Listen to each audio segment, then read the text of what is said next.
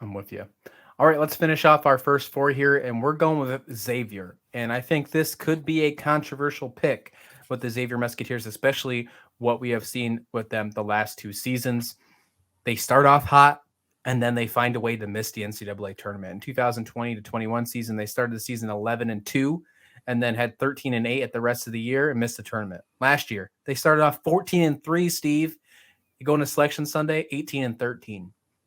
Well, that was good enough to fire their coach, Travis Steele. Comes back Sean Miller. So here we go. Sean Miller returned as the head coach after leading Xavier from 2004 to 2009. Is this going to be one of those nice reunions, one of those happy to be backs? Or are we going to see Xavier reborn in this Big East? I have a lot of hope for this Xavier team. I like their transfer in Sully Bohm from UTEP. I think that is someone that can really step up and help them out in the backcourt. Absolutely. 18 points a game last year in UTEP. I think that's the perfect kind of transfer you need when you're bringing a guy like Sean Miller back to really try and jumpstart this team back to where they were. Again, they start off strong, so it shows that the skill is there. But something happens in the late stretch and the last few seasons that's really hurt them. And unfortunately, that's when conference play happens. So that just shows right there that lately they haven't been able to stick up against their conference. So they're going to be able to do that this season.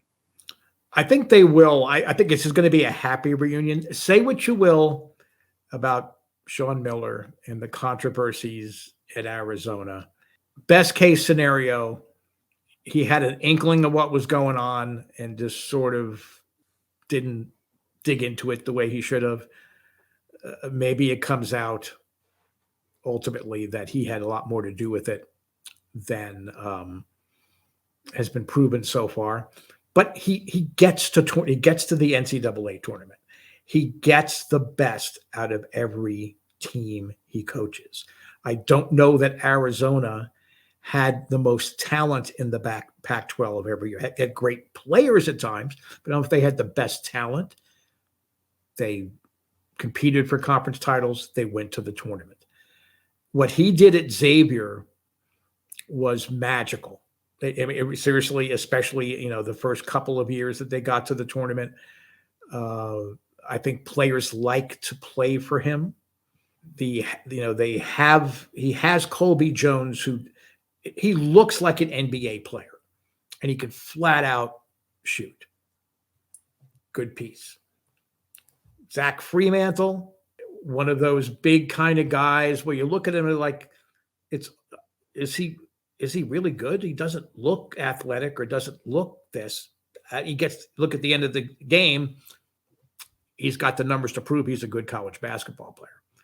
So I think Miller has the pieces here that he can keep Xavier near the top, and he can take advantage of some of the teams that have slipped a bit or that are at the bottom of the conference, and he can kind of pad the resume that way.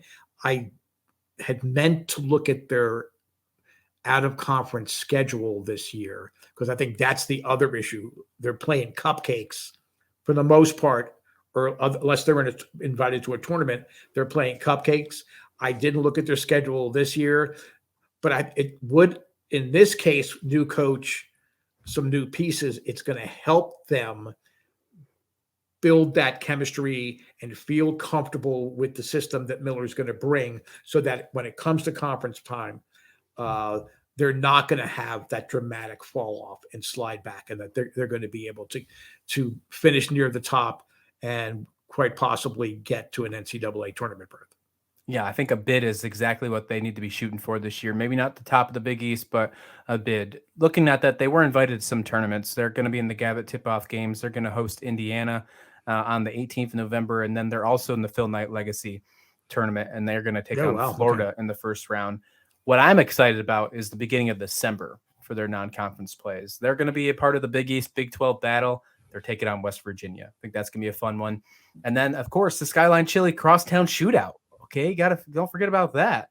Xavier versus Cincinnati. That'll be a good game. So the first two games of December should really by December 10th, December 11th, once that game's over between Xavier and Cincy, we should get a good idea of what they look like before they start digging into conference play. And it looks like they start off against Georgetown this year on the 16th of December.